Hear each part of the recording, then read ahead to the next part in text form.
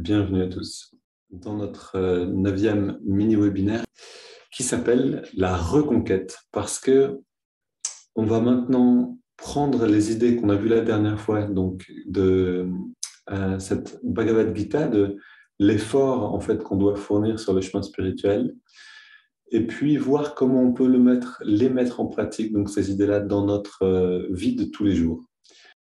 Voilà. Donc, la reconquête. Donc, juste quelques mots sur la Bhagavad Gita et ce qu'on a vu la dernière fois. Donc, le symbolisme de la Bhagavad Gita, c'est cette bataille, ce chemin que tout aspirant spirituel, que toute personne, quelle que soit sa tradition, qui veut grandir en esprit doit faire, c'est-à-dire ce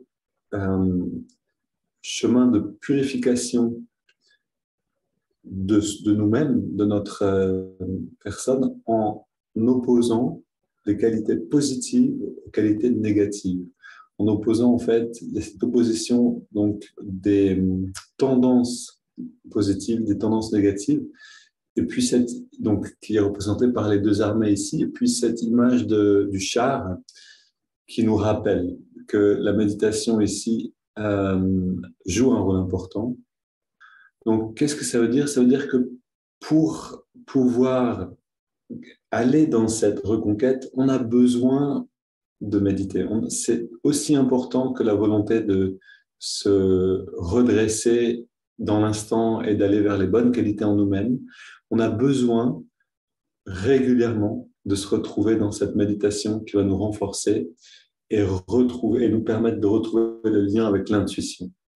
Parce que sans cette qualité-là, quand on est sur le champ de bataille, c'est-à-dire quand on est dans la vie de tous les jours et quand on est dans une interaction, l'automatisme a vite fait de reprendre le dessus et on oublie nos bonnes dispositions. Donc voilà, c'est juste une image qui nous dit, voilà, il y a ce champ de bataille, mais il y a aussi le char et il y a aussi cette maîtrise des sens. Et tout ça, ça va nous servir. Alors, comment on commence cette reconquête? Reconquête de nous-mêmes, reconquête d'un royaume à l'intérieur. On ne va pas commencer en assiégeant la capitale. Vous avez ici cette image-là avec une multitude de soldats. C'est trop difficile de reconquérir tout d'un coup. On ne veut pas ça, c'est-à-dire transformer toutes nos habitudes, toutes nos tendances inconscientes, pour ne pas dire négatives, simplement inconscientes, les automatismes. On ne peut pas tout transformer d'un coup, ce n'est pas possible. Et donc, comment on va commencer? On va commencer avec la reconquête des petits villages. Et qu'est-ce que ça veut dire? Ça veut dire avec ces petites habitudes en nous-mêmes qui n'ont pas un grand poids émotionnel. Mais juste un petit mot sur pourquoi livrer cette bataille. Et bien en fait, parce que pour que la conscience puisse s'élever à l'intérieur de nous, pour que par la méditation, la conscience en nous puisse s'élever, on a besoin de lui déblayer le chemin. On a besoin d'enlever ce qui bloque.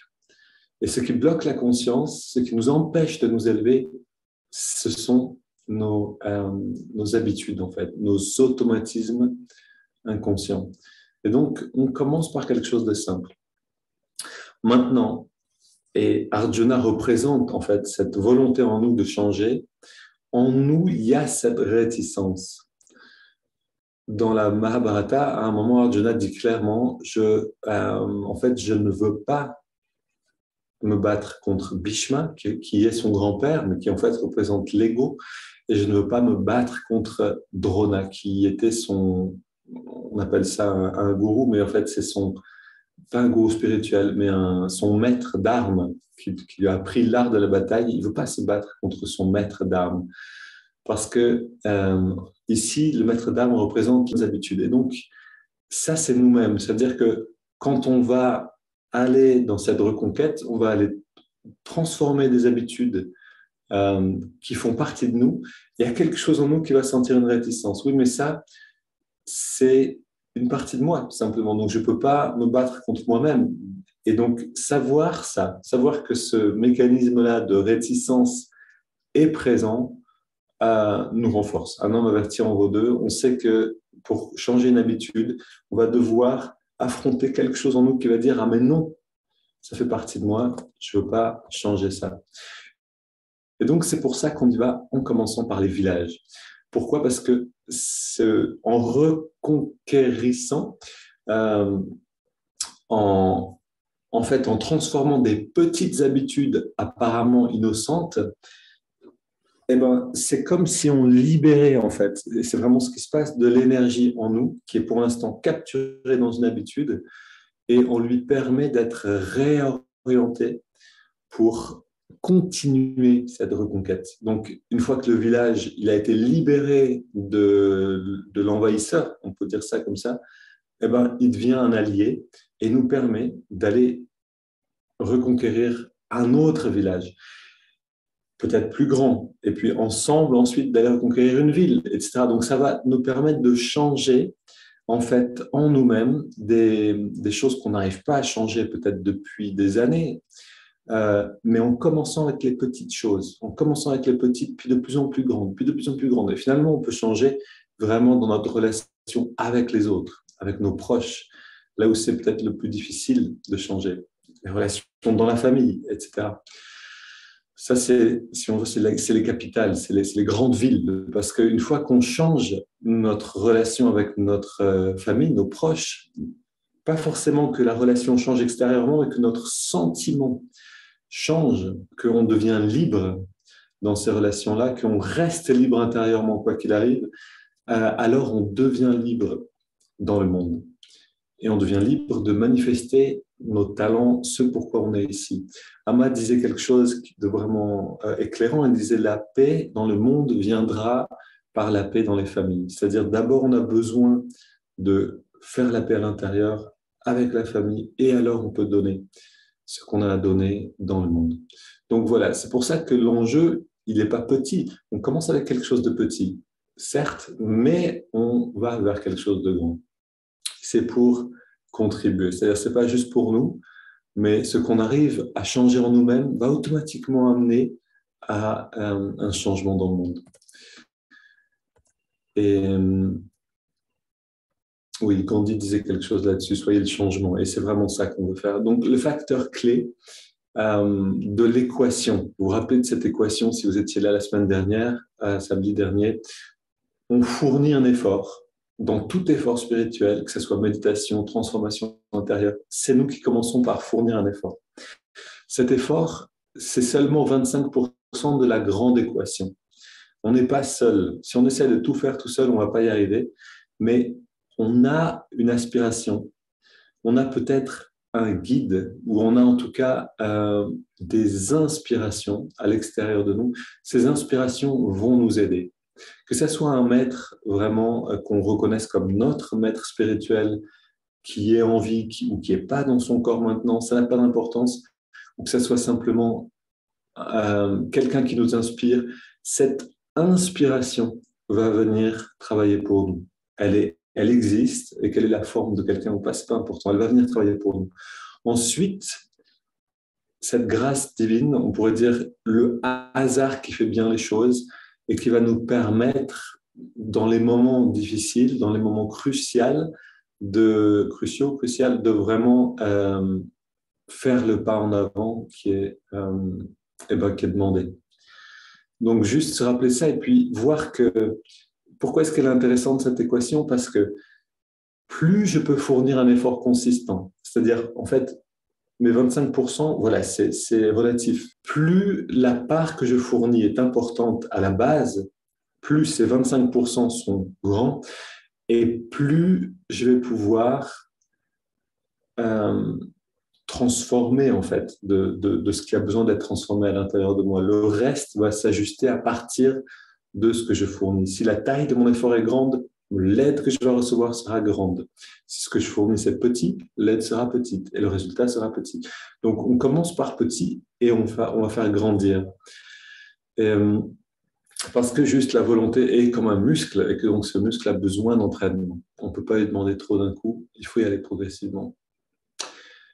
Et cette citation de Yogananda, donc, une habitude peut être changée en une journée. elle n'est une habitude qui est ancrée depuis très longtemps, peut-être changée en une journée seulement. Elle n'est que le résultat d'une concentration d'énergie. Diriger cette énergie d'une nouvelle manière et l'habitude que vous voulez surmonter peut être instantanément dissipée. Et Yogananda parle de une personne qui buvait de l'alcool, qui n'arrivait pas à s'en défaire, et puis qui a un jour senti cette détermination à se libérer de ce mauvais penchant. Il a pris toutes ses bouteilles de whisky et il les a brisées sur le trottoir. Il a tout cassé. Et c'était pour lui cette manière d'affirmer avec force, justement avec cette intensité d'énergie, ça y est, c'est terminé, je me libère de cette mauvaise habitude, je passe à autre chose. Et en effet, ça a marché. Et donc, c'est pour nous donner un exemple de ce qui est possible.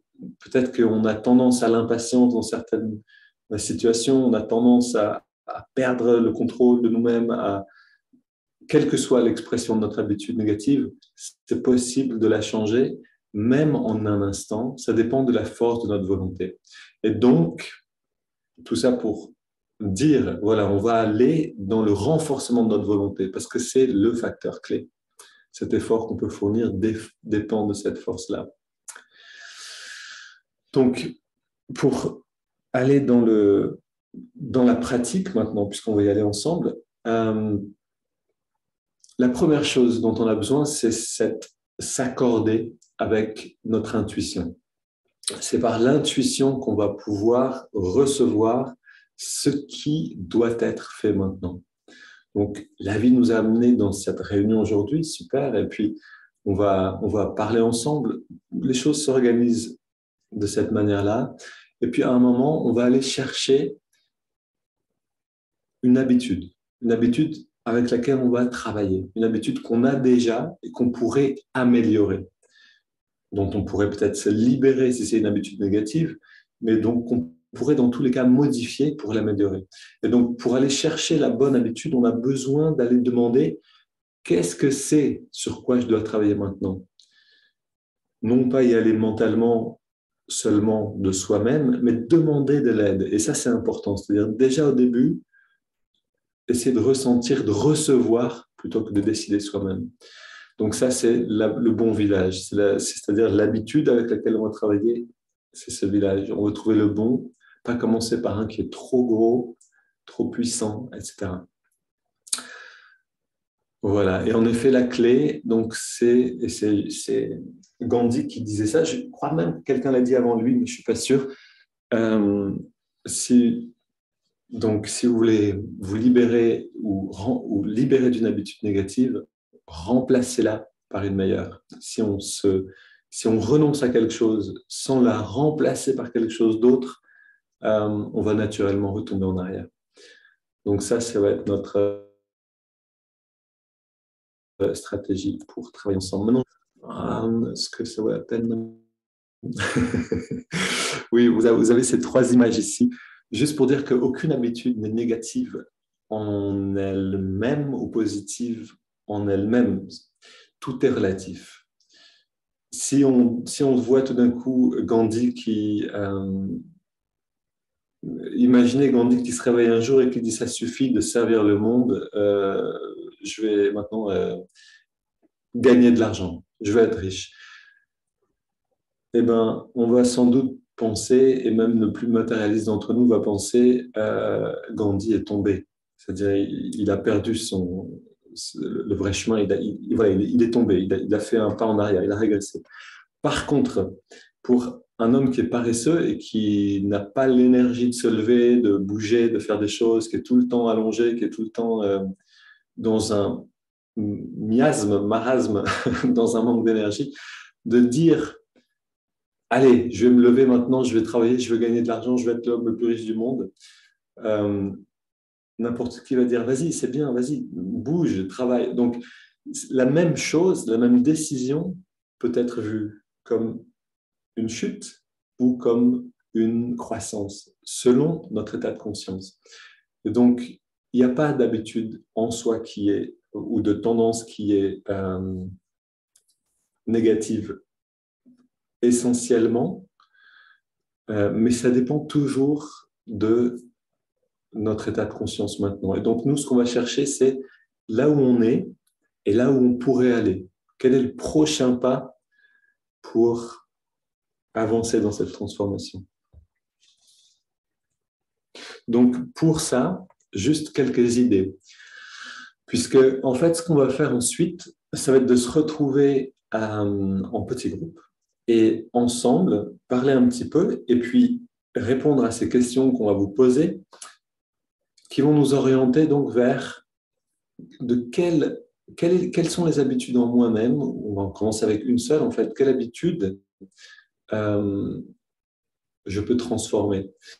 Et donc, parce qu'on se retrouve maintenant et que c'est bien d'avoir quelques idées, je vous donne voilà, une liste de choses dont on a parlé avec Albac euh, qui nous viennent spontanément. Alors, c'est des choses qui me correspondent aussi. Soigner son apparence en sortant de la maison. Pourquoi c'est une bonne habitude? Parce que c'est un service qu'on rend aux autres, d'être harmonieux physiquement, esthétique quand on est dehors. Faire c'est là, c'est tout de suite et non pas en chemin. Là, je parle de moi-même. Je pars souvent avec les chaussures défaites et puis je les fais dans la voiture, ce qui n'est pas une super habitude. Donc voilà, pour moi, une habitude ici, ça peut être, OK, je sors plus de la maison avant d'avoir fait mes lacets. Très simple, mais ça va améliorer ma qualité de vie et ça peut éviter même un accident de voiture. C'est quand même pas mal. Partir à l'heure. Voilà, on connaît tous, ou peut-être pas tous, mais beaucoup, cette tendance-là à partir un petit peu trop juste ou à pas avoir de timing avec un départ. Quand on a maintenant, on a cette tendance à faire un timing. On va partir ensemble avec Alba, ok, donc on doit partir à telle heure, donc timing, etc. C'est juste des idées. Se brosser les dents calmement et en pleine conscience au lieu de le faire le plus vite possible et avec des tensions, voilà des choses qu'on peut facilement retrouver. Réguler le temps devant les écrans. Combien de temps je passe devant un écran en une seule fois? Est-ce que je dépasse l'heure ou est-ce qu'à chaque heure, je fais une pause de 5 minutes comme c'est recommandé pour les yeux, pour le corps, bouger un petit peu? Est-ce que je fais assez de mouvements dans la journée? Faire des mouvements avec le corps va engendrer toute une régulation hormonale à l'intérieur qui va nous amener un bien-être. La sérotonine, etc. Toute cette production de bien-être à l'intérieur de nous dépend de combien de mouvements on a fait dans la journée. Si on n'en fait pas assez, on ne va pas se sentir bien. Améliorer l'alimentation, voilà. Chacun peut voir sur quel facteur il veut jouer, la qualité, la quantité, ou alors l'environnement du repas. Se coucher à des heures régulières, ou en tout cas se coucher peut-être suffisamment tôt pour se lever tôt aussi. Garder une maison propre, un environnement, une cuisine propre et bien rangée.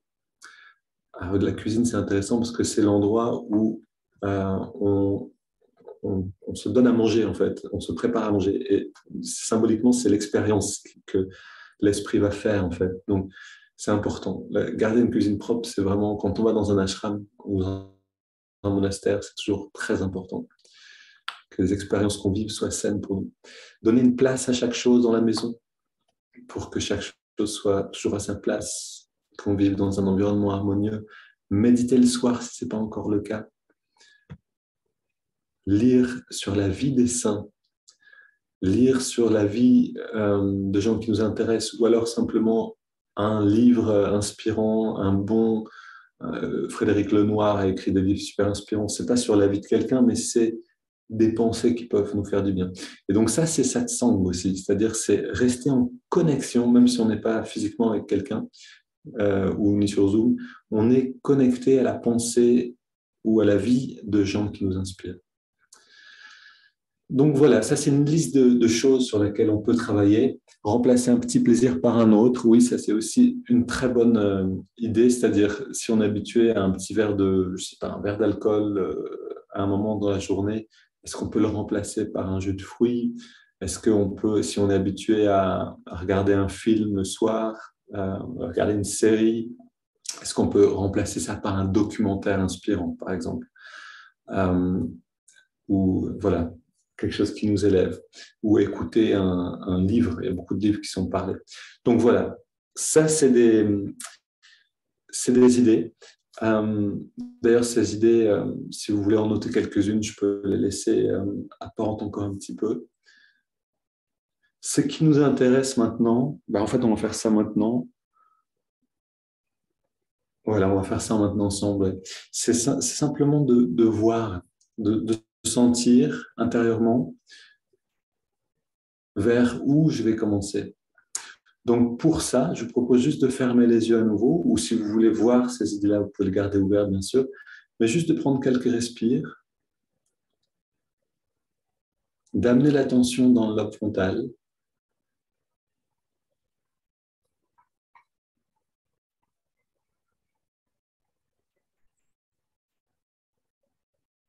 de sentir la zone du cœur, de sentir la zone de la poitrine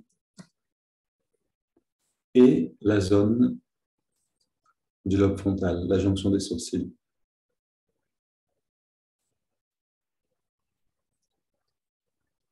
De sentir ce calme à l'intérieur et puis de poser la question intérieurement et d'amener cette question dans le lobe frontal. Quelle est l'habitude sur laquelle je dois travailler maintenant?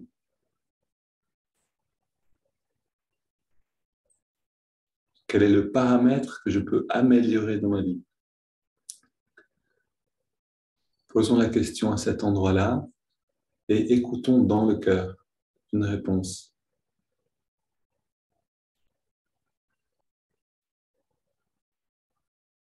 OK. Et quelle que soit la réponse, gardez-la avec vous précieusement. On va l'amener maintenant dans ce petit temps de discussion. Qu'est-ce qu'on va faire en fait dans ce temps de discussion? On va parler donc de qu'est-ce que c'est cette habitude. Donc chacun en fait, vous allez être 3 par groupe. Chacun aura 5 minutes. Et puis, ouais, je pense 5, c'est largement suffisant. Quelle habitude je vais changer? C'est la première chose, le mettre en pratique dans la semaine. Donc on partage sur quelle habitude. Peut-être comment est-ce que je suis rentré dans cette habitude. Ok, j'espère que vous m'entendez encore. L'Internet n'est pas très stable ici. Mais ok, donc je parle lentement, comme ça il y a une chance en plus que vous m'entendiez bien. Donc, comment je suis rentré dans cette habitude? Quelle satisfaction ou quel sentiment, ça peut être un sentiment aussi de hâte, si je pars sans jamais faire mes lacets, j'ai toujours l'impression d'être à moitié prêt quand je sors de la maison. Qu'est-ce que ça provoque en moi? C'est amener de la conscience, encore une fois. Et puis si c'est boire un petit verre le soir, pourquoi est-ce que, ou un morceau de chocolat, qu'est-ce que ça m'amène? Et donc, si je veux remplacer ce morceau de chocolat par autre chose, j'ai besoin de comprendre. Ça m'amène à un sentiment de complétude. Est-ce que je peux trouver ça autrement? Du coup, je vais changer en trouvant une autre habitude qui fasse vraiment un remplacement. Quelles sont mes forces alliées? Donc ici, ça peut être justement la discipline, ça peut être mon intérêt pour la spiritualité. Ah ok, donc je vais, à la place de manger un bout de chocolat, je vais écouter 5 minutes d'un podcast qui m'intéresse. Et ben ça va être mon bout de chocolat spirituel. Et enfin, quelle nouvelle habitude je vais mettre en place? Donc, passer d'une habitude à une autre en amenant un petit peu de conscience à l'intérieur, autant que possible.